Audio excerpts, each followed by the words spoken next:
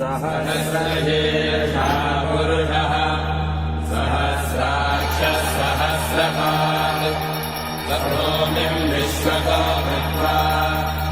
अत्यतिष्ठत्तदाङ्गुलम् पुरुषयेतम् सर्वम् यद्भोगं यच्च भूयम् भूतानतत्त्वशेषाणः यदन्नेनादिलोभते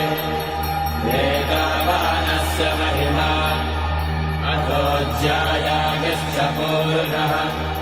पावोऽस्य विश्वाभूतानि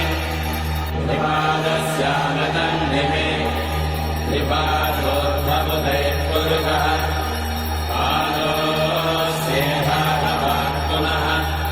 ततो विश्वं यद्गामत् साधनानशने अभि तस्मात्